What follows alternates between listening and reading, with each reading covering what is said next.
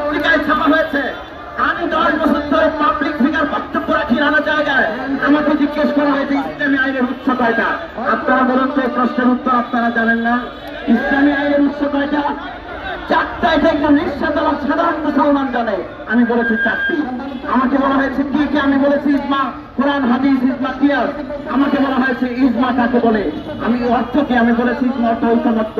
আমাকে বলা হয়েছে ইজমা কাকে বলে, আমি বলেছি। আমাকে বলা হয়েছে বিদআত কাকে বলে, আমি বলেছি। এতগুলো প্রশ্নের উত্তর দেওয়ার পরেও কোন সাহসে আমাকে বেল দেওয়া হলো? ভাই ভাই, আমি জানতে চাই।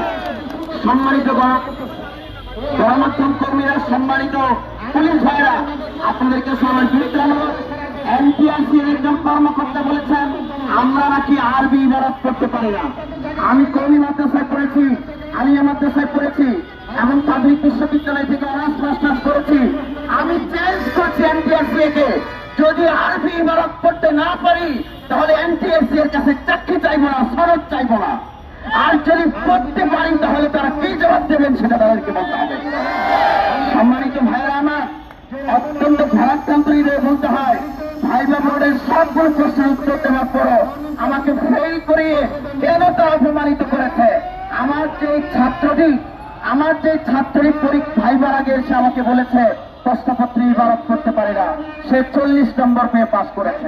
আর আমাকে যদি লিখিত পরীক্ষায় কম নম্বর দেয়, আমি আশা করি 80 নম্বর পাবো। এরপরে সবগুলো প্রশ্নের উত্তর দেওয়ার পরে আমাকে কেন তারা ফেল করিয়েছে, এর জবাব আমি এনটিআরসি এর কাছে চাই।